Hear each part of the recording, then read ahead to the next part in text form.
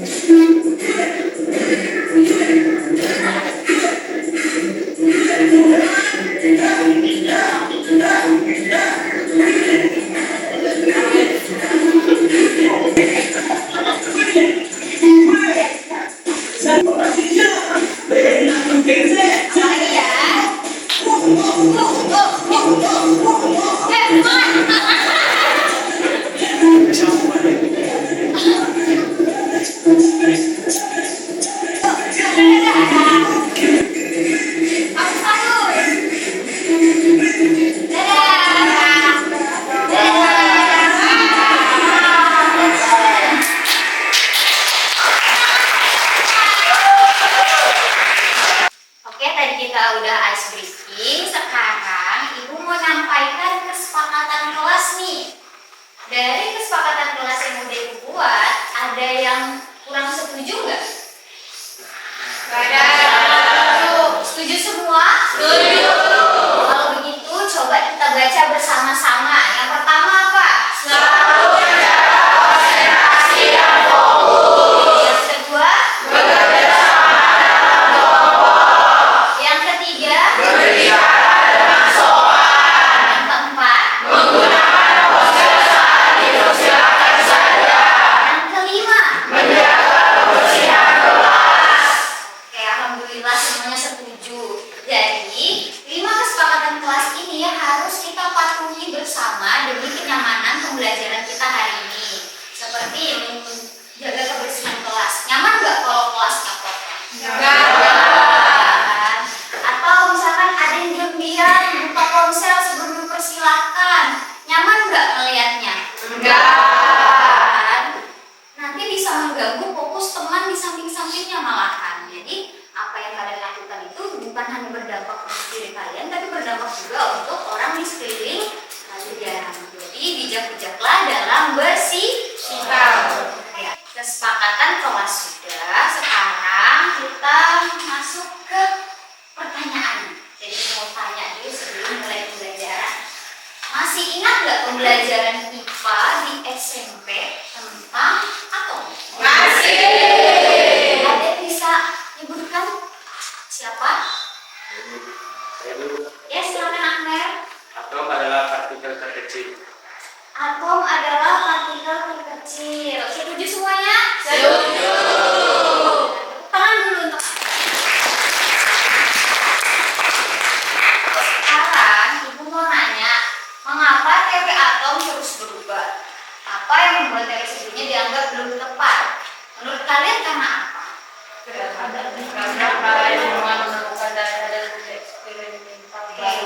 Karena terus ada penemuan baru, benar ya kan? Teori sebelumnya itu masih belum menjawab pertanyaan-pertanyaan yang muncul. Akhirnya muncullah teori-teori yang menyempurnakan. Nah, agar kalian lebih paham lagi kenapa sih kok teori terus berubah, mari kita bahas bersama-sama. Nah, sebelum memulai pembelajaran, kita sama-sama sepakati dulu tujuan pembelajaran kita ya. Yang pertama apa? Menjelaskan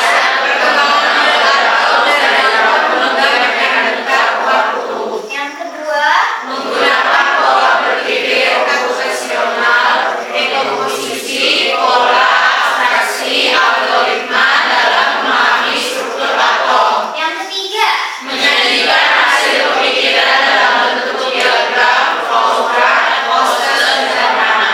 Oke, jadi inilah tujuan pembelajaran kita. Selanjutnya, tonton video berikut ya. Alam semesta begitu penuh dengan misteri, khususnya buat benda penyusun kita semua bernama atom. Matahari, bulan, bintang, sampai hewan dan manusia, kita semua tersusun sama benda kecil yang satu ini. Dan dari buku sekolah kita tuh tahu kalau atom ini kecil banget. Tapi kalau ditanya sekecil apa, kita sering nggak kebayang. Karena di buku dia gambarnya kayak matahari dan planet-planet. Padahal bentuk aslinya itu aneh dan ukurannya jauh lebih kecil. Dan saking kecilnya, benda setipis kertas saja bakalan butuhin 1 juta atom buat nyamain ketebalan. Nah, biar tahu sekecil apa atom sebenarnya, ayo kita coba bandingin besarnya atom sama bola pingpong. Karena dibandingin bola pingpong, atom itu sangatlah kecil. Kalau atom ini kita pompa sampai segede bola pingpong, bolanya ini gedenya bakalan jadi melebihin planet bumi. Ya, atom itu kecil banget. Nah, bagaimana perasaannya setelah melihat cuplikan sedikit tentang atom ya? Ternyata atom kecil banget ya. Kecil banget. Bahkan tadi ada analogi kalau misalkan atom itu dipompa sampai seukuran bola pingpong, berarti atom itu energi yang dimasukkan itu setara kayak meniup sampai bola pingpongnya seukuran bumi, bahkan lebih besar dari bumi. Luar biasa banget ya. Nah, untuk lebih paham lagi, mari kita pelajarin teori atom. Jadi atom itu ada beberapa teori.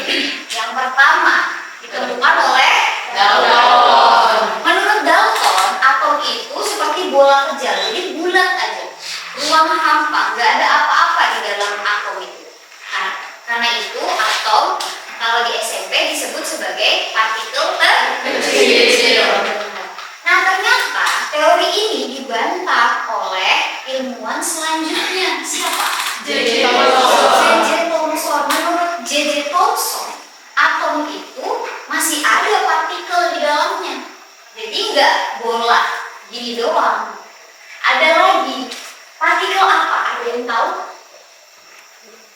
Partikel yang bermuatan negatif. Benar. Jadi ini yang warna putih-putih ini disebut partikel yang bermuatan negatif. Yang bermuatan negatif ini disebut sebagai elektron. Benar, elektron. Nah, ternyata lagi-lagi teori ini masih belum sempurna. Karena menurut J.J. Thomson, atom itu bulat, warnanya merahnya. Jadi semuanya yang semerah-merah ini bermuatan positif. Positif. Logis nggak kalau positif terus ketempelan yang bermuatan negatif? Logis dong. Ya kan magnet positif akan tarik menarik dengan negatif. Benar. Jadi yang bermuatan negatif ini nempel di permukaannya atom yang bermuatan positif. Jadi semuanya atom ini yang warna merah ini semuanya positif. Tapi itu dibantah oleh selanjutnya proses terciptanya teori-teori atom. Jadi dari 5 teori tadi, para ilmuwan menciptakan teori mereka melalui beberapa proses, yaitu decomposition atau memecahkan masalah, kemudian pattern recognition, mengenali pola, kemudian abstraction, apa itu? Kemudian algoritmik thinking, apa itu? Menyusun langkah logis. Nah, langkah-langkah ini yang sekarang kita kenal dengan proses berpikir komputasional. Ya, jadi berpikir komputasional itu bukan hanya untuk belajar TIK ya atau belajar coding, tapi di semua pembelajaran kita wajib menerapkan cara berpikir komputasional. Tahapannya seperti ini, persis seperti ini ya, komputasional. Nah, decomposition. Jadi setiap ilmuwan itu memecahkan fenomena alam menjadi pertanyaan kecil. Contohnya, apa yang menyusun materi? Bagaimana partikel bermuatan tersebar? Terus kenapa ada inti padat di tengah? Ya kan? Jadi semua masalah atau fenomena alam itu wajib kita pertanyakan dulu. Contohnya aja kalau kalian mau buat sesuatu atau sederhananya kalian mau praktikum membuat sabun pembersih alami ya kan, pembersih alami. Kalian pasti bertanya-tanya dulu kan, kotoran ini yang ada di meja atau di jendela itu cara membersihkannya efektifnya pakai apa ya? Ya kan? Jadi kalian memecahkan masalah dulu. Kemudian mengenali pola. Jadi para ilmuwan mengamati pola hasil eksperimen, misalkan pola hamburan sinar katoda Thomson atau pola hamburan partikel alfa pada lempengan emas tipis Rutherford. Tadi yang dibilang emas dilemparin sinar alfa. Selanjutnya teori atom dibuat sebagai model penyederhanaan. Makanya sekarang kita kenal beberapa teori atom itu jadi lebih gampang diingat, karena kalau Dalton bola kecil ya kan, kalau Thomson dia bulat terus ada elektron di permukaannya. Nah, itu contoh penyederhanaan teori. Kemudian algoritmic thinking. Jadi setiap teori baru dengan algoritma berpikir yang lebih tepat, seperti langkah-langkah logis, menjawab kekurangan teori sebelumnya. Contohnya kayak Dalton bilang atom tidak dapat dibagi lagi. Ternyata kalau Thomson juga gitu kok, gitu ya kan? Ada kok elektron di dalamnya. Nah, kemudian Thomson dibantah lagi sama Rutherford. Nggak cuma ada elektron, tapi ada juga inti atom. Kemudian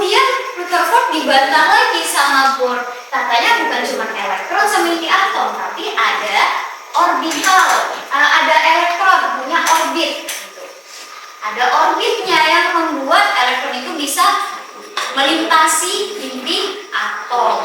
Dibantah lagi ternyata sama Max Planck karena katanya elektron itu posisinya tidak pasti atau disebut ketidakpastian letak elektron, menghasilkan orbital atau kotak elektron. Oke, jadi dari tadi kita belajar cara berpikir komputasional, ini menjawab loh pertanyaan pertama yang ditanya tadi, kenapa teori atom bisa berubah-ubah, ya kan? Jadi jawabannya adalah berpikir komputasional berperan penting dalam proses perkembangan teori atom. Coba dibaca bersama melalui tahapan Berpikir komputasional berperan penting dalam proses perkembangan teori atom melalui tahapan berpikir berpikir baru yang lebih tepat untuk menjawab kekurangan-kekurangan dan teori sebelumnya. Oke, betul. Terima kasih Umi dan semuanya. Tepuk tangan dulu. Jadi itulah jawaban dari pertanyaan Ibu yang pertama tadi ya. Nah, sekarang kita masuk ke tahap mengerjakan LKPD. Ini Bu bagikan LKPD-nya, silahkan dikerjakan berkelompok. Sudah duduk sesuai kelompoknya masing-masing kan? Alat-alat yang Ibu suruh bawa udah dibawa? Sudah. Alhamdulillah ya, sekarang Ibu bagikan LKPD-nya. Ini silahkan dikerjakan bersama ya.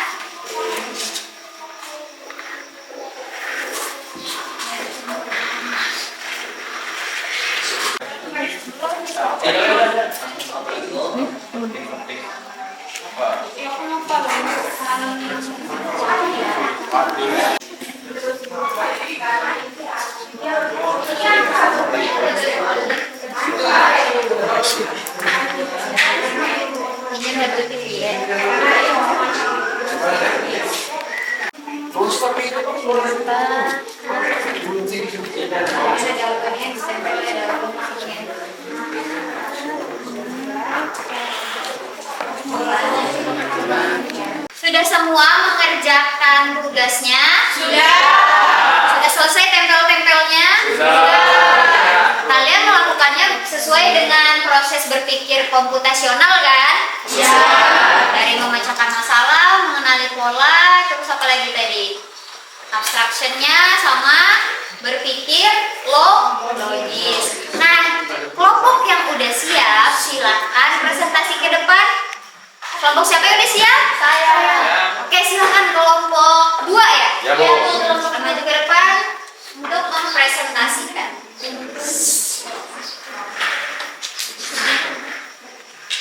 Perkenalkan, kami dari kelompok 2 akan mempresentasikan hasil kerja kami tentang perkembangan atom.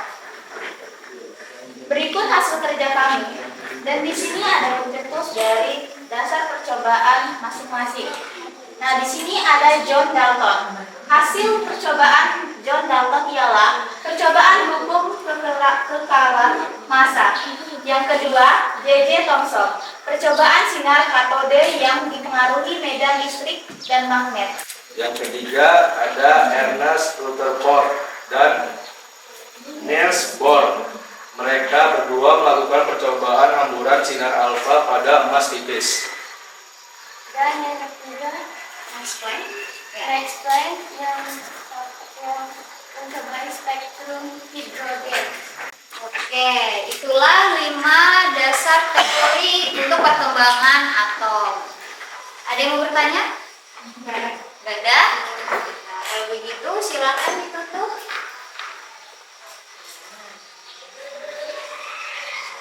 Sekian hasil presentasi dari kerja kelompok kami tentang perkembangan atom. Kurang lebihnya mohon dimaafkan. Wassalamualaikum warahmatullahi wabarakatuh. Selamat pagi. Waalaikumsalam warahmatullahi wabarakatuh. Oke, tadi udah presentasi. Nah, sekarang kita mari mereview bersama materi yang kita pelajarin hari ini. Tadi ada teori yang pertama apa? Dalton. Yang kedua? Thomson. Yang ketiga? Ernest Rutherford. Yang keempat? Yang kelima? Max Planck. Ya, Max Planck benar ya. Jadi itulah 5 perkembangan teori atom. Nah, sekarang ada nggak nggak yang bisa menyimpulkan pembelajaran kita hari ini? Saya berkesimpulan pembelajaran pada hari ini, perkembangan teori atom ternyata terus berkembang karena para ilmuwan menerapkan proses berpikir komputasional seperti memecahkan masalah, mengenali pola, menyederhanakan teori, dan menyusun langkah logis. Dan proses inilah akhirnya kita mengenal teori atom Dalton sampai Max Planck yang sangat berguna untuk pembelajaran materi selanjutnya. Oke, terima kasih Cerin atas kesimpulan yang disampaikan. Yang lain sama nggak pemikiran kesimpulannya? Sama. Semua. Akhirnya kita sampai ke tahap evaluasi. Sekarang ada barcode yang ditampilkan, silakan di-scan. Kita mengerjakan soal bersama di sini. Iya. Teman ini apa jawabannya? Bisa ada ibu. Jadi apa bu? Punya kue. Menurut Thomson.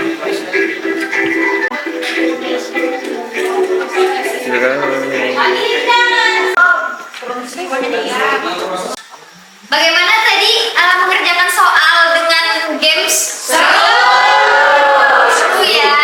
Ada yang betul semua nggak 10 soal? Jadi pelajaran hari ini berhasil nih karena kalian bisa menjawab semuanya. Nah sekarang ibu ingin kalian coba refleksikan. Kan di LKPD itu di bagian terakhir ada merefleksikan pembelajaran. Siapa yang mau membacakan? Saya. Oke, silakan Selvi. Pertama, hal baru yang saya sadari, ilmu pengetahuan selalu berkembang karena ada eksperimen baru yang menemukan kelemahan teori lama. Kedua, mengapa model atom terus berubah? Karena ilmu pengetahuan itu dinamis. Setiap bukti baru membuat model atom disempurnakan agar lebih sesuai dengan realitas. Oke, bagus banget ya refleksinya. Tepuk tangan dulu untuk kita. Bagaimana rasanya belajar hari ini? Alhamdulillah ya. Semoga pembelajaran hari ini bermanfaat untuk pembelajaran kedepannya lagi untuk kita semua. Semoga apa yang disampaikan hari ini tidak cepat terlupakan oleh kalian. Amin. Nah, agar pembelajaran kita membekas dengan maksimal, mari kita akhiri pembelajaran hari ini dengan mengucap Alhamdulillah. Selanjutnya, mari ketua kelas pimpin doa terlebih dahulu. Oke teman-teman, sebelum kita mengakhiri pelajaran, marilah kita berdoa bersama-sama menurut agama dan kepercayaan kita masing-masing. Berdoa dimulai.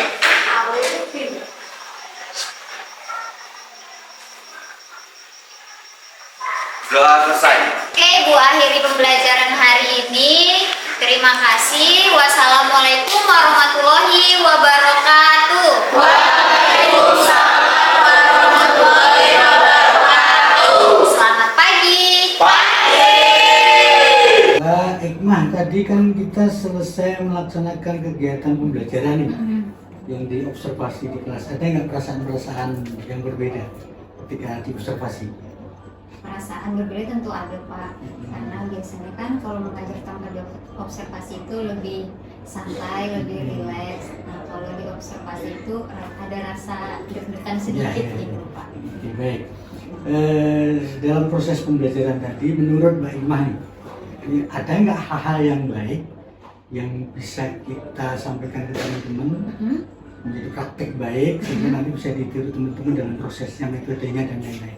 Tentu saja ada Pak. Contohnya seperti sebelum mulai pembelajaran saya melakukan mindfulness dulu kepada anak-anak dengan teknik stop.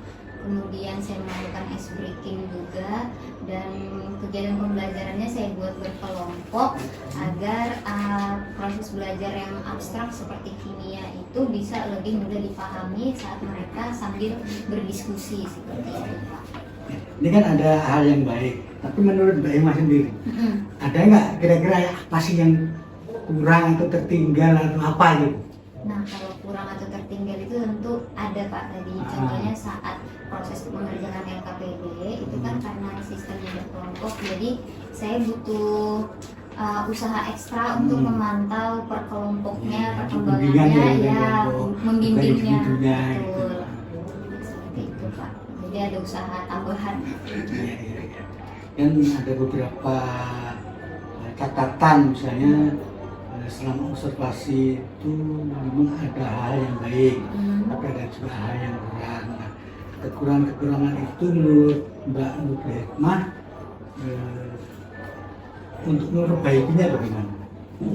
Untuk memperbaikinya, saya rasa saya akan lebih memperhatikan estimasi waktu lagi. Iya.